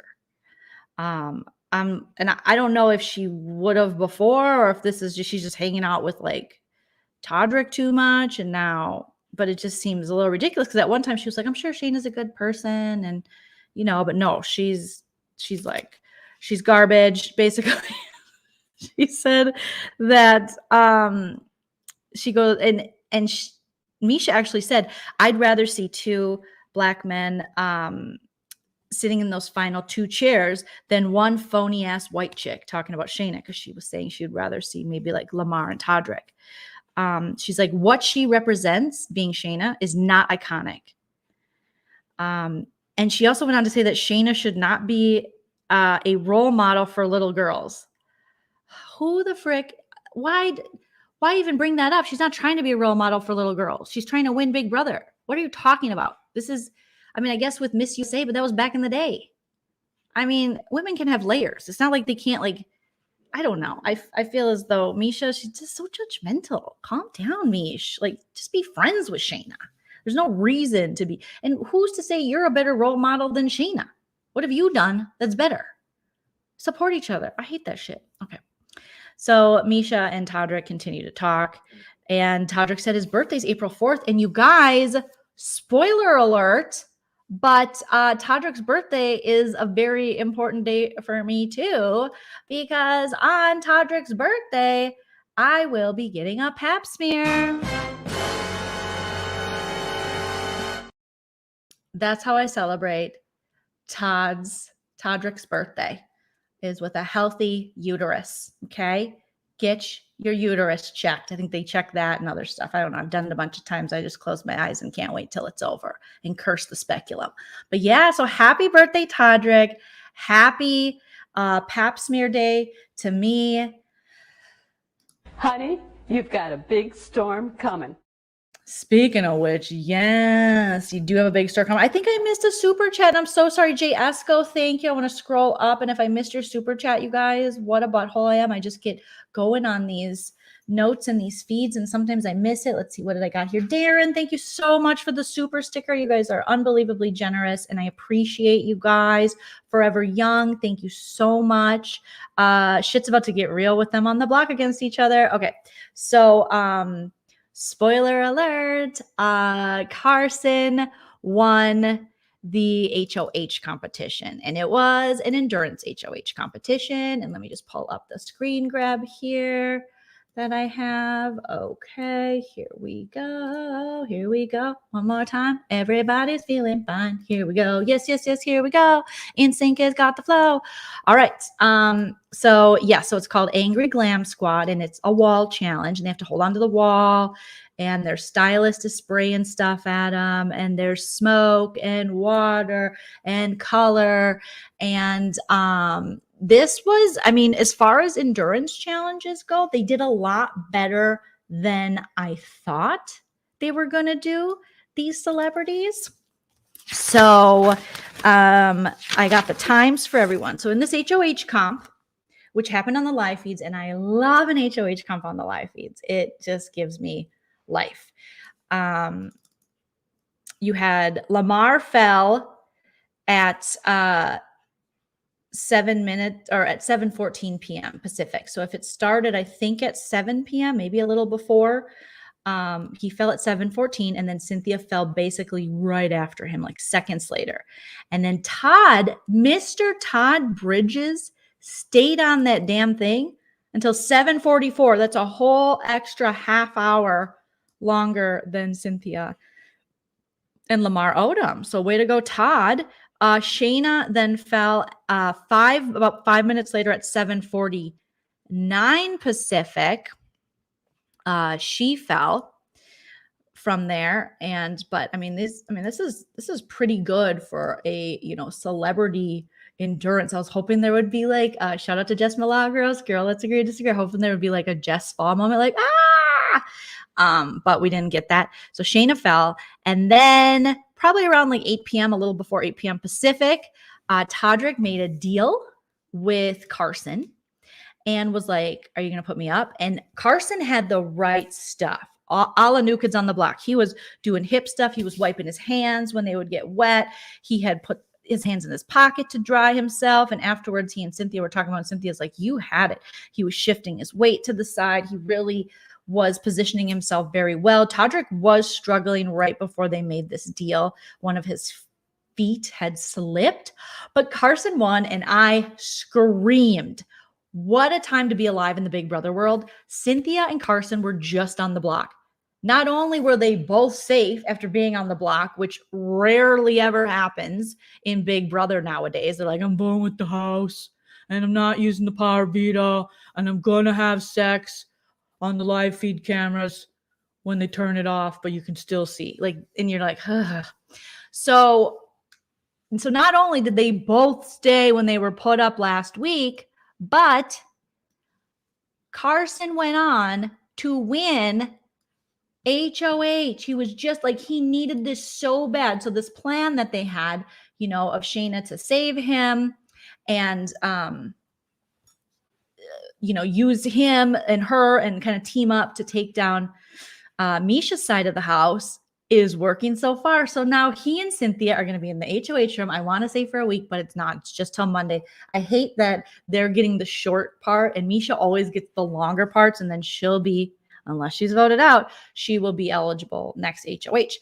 However, so Carson did say he wouldn't put Todrick up, but Carson told Cynthia after the competition, he's like, "I wasn't even going to put him up anyways," because Carson really, I think Carson and Cynthia will keep Todrick. I hope Todrick would do the same for them now, but I don't know. And I don't see Carson changing his mind. It would be interesting if he did, but he's definitely going to put up Misha. And then who he's going to put up next to Misha? I mean, he only has so many options. So he's not going to put up Cynthia, and he's not going to put up Todrick. So that takes them out of the equation. He's not going to put up Shayna. Shayna just saved him. So it's between Lamar and Lamar Odom and Todd Bridges. So I wouldn't be surprised if maybe he threw a Lamar up there or even a Todd Bridges as just a pawn. But I wonder if he's going to backdoor her. I mean, they don't really understand backdoor. And with Misha, allowing her to play in the POV, but I don't know if we're at the point, because we're halfway through the game, that everyone plays in the POV. I don't think we're there yet, but since we lost Chris Kattan, I'm just not sure. Misha, there's a chance she could win it. So that's when I would think backdoor, you put up Todd and Lamar, and then you hope she doesn't get picked. So if Todd, Lamar, and then you hope Cynthia is the pick and Shayna and not her. So I don't know. Joleen, did you hear what Shayna said at the end of the show? Maybe I missed it. What did she say? And someone said in the chat that while I was blabbing away that maybe Todrick's going to flip on Misha. Is that right? I think it might be a lot of them playing for, okay, so maybe they all play for POV now. If that's the case, I mean, that it is what it is with that, but Misha does have a chance to win that. I'm hoping it's some kind of puzzle, because she says she's not good at that. And just from the perspective of Carson and Shayna's side of the house, that would be best. So Joseph says there's 7 left. Whoever doesn't play will host the veto comp. Oh, that would be amazing if she didn't play. I mean, sad for her, but kind of iconic. Let me know what you guys think in the chat. Do you guys want it to keep going? Like, do you want Misha to stay so we keep having this Shayna versus Misha, you know, Shayna and Carson versus Misha and Todrick, or just Shayna versus Misha, and then obviously Cynthia on the other side as well, and then just Todd or Lamar go home? Or are you hoping for a Misha eviction? She said there is something Gotta love a gal who's not afraid to talk about something spraying in her vagina. That is hilarious. Oh my gosh. Yeah, at this point, I think, you know, Todd's kind of run his course at this point. I mean, he's very, he says he's a soldier for Misha, but you're not Misha's number one. So I'm not really sure I'm not sure how much game he's going to have left in him. I mean, they're going to get rid of him before she gets rid of like a Todrick. I mean, he really just has Lamar. And at this point, he and Lamar would have to start winning stuff. So a lot of you are saying you want Todd to go. Joseph says Shayna got some paint down there. It happens to the best of us. You know, there's nothing wrong with a painted vagina, but it might be bad for the pH. Okay, strong enough for a man, but pH balanced for a woman. Misha has to win out. I want her to win and stay. I want these people to earn their win and not be given it on a silver platter, Joseph says. So yeah, it's fun. We all have our different little opinions. Joey said Misha can go home, get rid of her muscle. Yeah, it's going to be interesting for Todd to stay because I think he's put all of his eggs in the Misha basket and he's gotten this far, but I don't know. Yes, this was the reindeer was visually, I liked that. I also think the ski lift one was visually. This with the color is visually. Chick Benny says, get rid of Todd. He yelled at his friend. Yes, Misha wants Lamar, Todd, and Todrick. Oh, she wants them in her alliance? Or she wants it to go in that order? Tell me, D. Steves. Tell me. Todd is just Misha's side chick. And that's what Cynthia and... Well, they were mostly talking about Chris Kirkpatrick. Or were they talking about Todd? I think they're talking about Chris Kirkpatrick being Misha's bitch. But a tie-dye bush. Who doesn't want a tie-dye bush? You know? Steven says, I don't want another woman to leave just yet, to be honest. I don't either. I mean, it would be iconic for Carson to take out Misha since Misha has been gunning for Carson since day one. But, I mean, if anything, it's a compliment to Carson because as much as it probably doesn't feel like that, Misha has only said I haven't heard her say anything bad about Carson. I've heard her say bad stuff about Shayna. I've heard her say bad stuff. Yeah. Who else? I don't know. But as far as Carson goes, she's like, he's a delightful person. And he will beat us all. And he has the votes. Okay. Yeah. For Final Four, she wants that. Yeah. And Misha was like, I don't care. I'd rather 2 dudes. She said, I just don't want that hooer, Shayna Moakler. And I'm like, she's not even a hooer. Okay. I love a power shift season, Lulu. Oh, it's so boring when it's like one big, huge Walmart alliance, you know, just sweeping through the house, low prices. And you're like, but pay your workers, you know, and they're just like sweeping through and everyone's like, I'm going to vote with Walmart. And you're like, don't vote with Walmart. What about Target? What about Costco? You know, what about Big Lots? Something else. And so this is fun with power shifts and sometimes people switching sides. It's really fun to watch. Callie says Lamar doesn't even understand the front door. That's the truth. Renee says Misha needs to go. Oh my gosh. Chris says, I just want Lamar and Carson to stay. They're entertaining AF. They really, really are. Yeah, he backdoored himself. We haven't had a power shift in so many seasons. This is a good season, okay? Yes, it is. It's good, you know. It just makes me think like how different Todrick's reception on the show and what's currently happening with him on the show would have been had he just teamed up with Carson, had they just, you know, went forward together as like, because we rarely do see like two gay men on the show. We rarely see more than one gay person on the show. And having known each other and having known what a good guy Carson is, I feel like they could have rolled that till the end. He could have, but I just think that Carson right away got in his feelings about it and was like, he wanted, or I'm sorry, Todrick got in his feelings about it and wanted Carson to be like, you're my end all be all. I'm here for you. I love you. I want to lay on you. Let's make this happen. And so he kind of got enamored with Misha instead, and then made it his mission to be like, I'm going to take out Carson.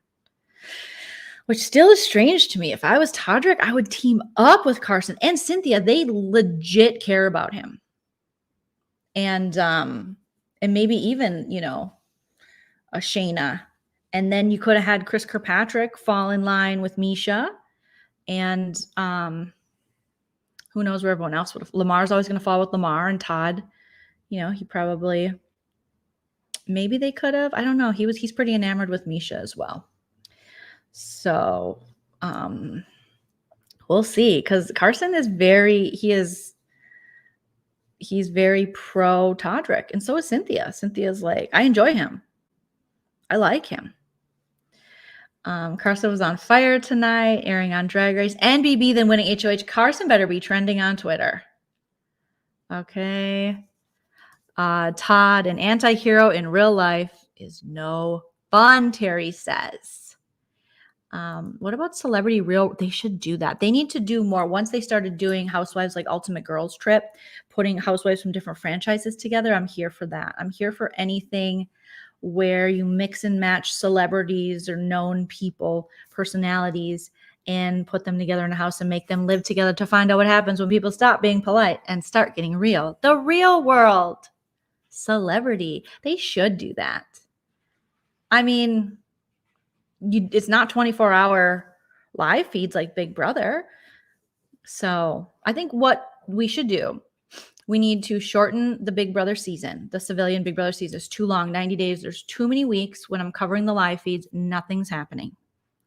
And you have this group think, and you have these big alliances that are every season almost, and it's just too long. And there's not enough happening. It's a lot of laying around. I want these people thinking on their feet. I want them making mistakes. I want, you know, so I think you could cut it in probably half, 45, 50 days max.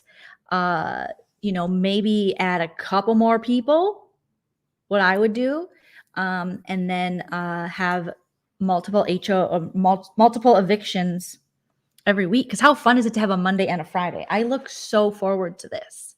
And then to make up for the difference, just do 2 seasons of Celebrity Big Brother. And I know they have to pay more for the celebrities because they have to pay them their daily. And that's not just the basic SAG rate that these regular house guests get. It's celebrity rate. But you're only paying them $250 with the win. I don't know. I feel like CBS should hire me. Big Brother should hire me. I will revamp this whole thing. Not that you're not doing a great job, but yes, cast some older people. We see there's a little less groupthink when we have people, 30 and older. 45 days is perfect. Look at Survivor. I mean, Survivor is even cutting it a little shorter, still very entertaining. And we just need to speed it up because it's 90 days. And then by the end, when there's like 2 people, 3 people left in the house, 4 people, it's just a snooze fest. We got to pick this up. Okay. Seriously, hire me, call me. I'm not that busy. All right, you guys. So there is my episode recap, live feed spoilers, and other tangents I go off on with my ADHD. Thank you so much. Thank you, Coco. Thank you. I love this quick Big Brother game too. Oh, it's so fun. This was just a good night. We had a good night. I'm sorry for those of you that maybe didn't want Carson to win, but I had a good night. I was so excited for Carson, an endurance comp. He's in his 50s, and we know, that a lot of the younger people are like, oh, these old people can't do anything. Well, Carson seems to be able to do it all. So there you go. There you go. Great. You guys are so sweet. I'm having the most fun this celebrity season. I needed this. I needed this to come back into my life. So I'm so happy that we're all doing this together. You guys are so supportive. Thank you for watching all my videos, which I'm just pumping out like this. But I figure the show's not on that long. So I gotta be on top of it. I gotta be plugged in all the time. Thank you, Amy. Thank you, thank you, thank you. And you guys, I am up to well over, I think, 700 followers on TikTok. Thank you so much. This is amazing. So follow me on TikTok if you haven't already. Trying to hit that 1K. Then you can go live there. And as you hit those different milestones, there's different perks you get. But TikTok's been really fun. I've been posting some celebrity BB shorter stuff on there. A lot of people seem to be enjoying it. And there's so many people that are like, what channel is this on? This looks good. Little mashups and things or stuff that, talking about the live feeds. So yes, hit that like. We hit your goal of 200. Husband? Chell? Yes. We hit your goal of 200. You did? What's your next goal? 500. All right. Hype Man Husband Chell said 500 likes is his next goal. Amy, I saw that. You are so sweet. I appreciate you. I love to have new avenues to be creative and be so silly. And that's what TikTok is. It's very fun. So if you have a TikTok, follow me, share me with your friends. Be like, this weird girl. She might make you chuckle. Okay. Thank you. Thank you. Thank you. Thank you. Thank you. Smash the like. You guys are wonderful. I feel like I've been watching a comedy show. Sort of, Lulu. YouTube has been the best thing for me when the pandemic hit and I wasn't able to perform stand-up comedy live like I was used to doing all the time. And then the pandemic hit and it was just like, oh, and stuff's not completely back to normal and as far as stand-up comedy and that goes. And I'm living in a different area right now. So this has been, amazing. I do have a show on Monday at the Hollywood Improv. If anyone is in the area, I got a couple comps I could give away. So DM me if you can make it to the Hollywood Improv in Hollywood, California on Melrose, 7:30 p.m. on Valentine's Day. You can bring a date. And we're doing the Mermaid Comedy Hour, a show I produce with my friend Valerie. And we have some hilarious comedians on the show. I would love to tell you guys who's on it, just in case you're interested in coming. It's a really, really, really, it's such a fun show. We've been running it for years. And some of you come out to it, which is freaking awesome. I love meeting you. And you can hear my weird stand-up comedy, which is even weirder than I am here. Okay. And even sassier than I am here. So a good time. Where the hell did I save my Mermaid Comedy Hour flyer? And I'm going to be making bracelets to give away to the audience because technically it's Valentine's Day and my birthday show. Valentine's Day was also my due date or my mom's due date for me. But I was like, I'm not sharing my birthday with Hallmark Love. And then I waited to come out. I was like, I'm staying in the uterus. I am here. So we have very hilarious comedians, myself, my co-producer. We have Heather Turman, Jill Kimmel, Bailey Norton, Ketra Long, which if you haven't seen, she's been blowing up. I think she was just opening for, or she was on What's His Face's special. Let me double check, you guys. Funny women there's so many funny women. That's the great thing about running an all-women comedy show is you learn so much about all these funny women that exist out here. Yeah, I think she freaking she was on What's His Face's special. She did like the opening. I forgot his name, but she's hilarious. He's in all white and why can't I think of his name? Not David. It's on Netflix. Okay. Nori Reed, Christine Medrano, hilarious. Jill Kimmel, hilarious. All good stuff. You will see a lot of wonderful ladies. So hit me up in the DMs on Instagram or Twitter if you are going to be in the area, and I'll see I'll give away a couple of tickets. Okay. All right. Yes, Lucy is so hilarious. The link for TikTok, I don't know if I have a link in there, but if you just search my full name is my TikTok handle at Joleen Lunzer. So TikTok / at Joleen Lunzer, I think. That's what it is. All right, you guys. I posted on IG. I did? Okay. Follow me on IG. Thank you, Haru. Oh my God. I don't know what I would do without you guys and the Leen team. All right. I'm giving you the long Midwestern goodbye. I'm going to play my Kim Kardashian Todrick quotes on the way out so we can end on just like a funny, fun note. I'll play a couple little clips, but overall, have a wonderful weekend. I'll be back tomorrow with maybe some POV spoilers, another video, and might decide to go live. Not sure, but take care of yourselves, you guys. Enjoy yourself. It's later than you think. Let's check out a couple of these little clips like this one I said I'd play again. By a vote of 5-0, Chris, you are evicted from the Big Brother house. Bye, bye, bye, bye, bye. Wanna be a fool for you. Just another player in your game for two. You may hate me, but it ain't no lie, baby. Bye, bye, bye, bye, bye. Really wanna make it tough. I just wanna tell you that I had enough. Might sound crazy, but it ain't no lie, baby. Bye, bye, bye, bye, bye. I'm doing this tonight. Probably gonna start a fight. I know this can't be right. Hey, baby, come on. I don't fuck with Miss Chris Kirkpatrick anymore. If he were here in final 2, I would be like, keep my check, bitch. I'm not coming.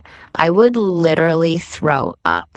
I would chop my nipples off with butter knives and suspend myself from my roof by jumper cables if Chris Kirkpatrick wins this game. I cannot leave, especially by the hands of Shayna and a member from fucking Backstreet Boys.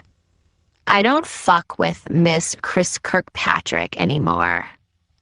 I want to literally find my social media manager and have him block his ass on Instagram before I get out of here. I'm so over him. I'm so over it, Misha. It's the antithesis of how he said he wanted to play this game, with respect. Now I'm coming for that ass. Honey, you've got a big storm coming. Okay, girl, bye. And another thing.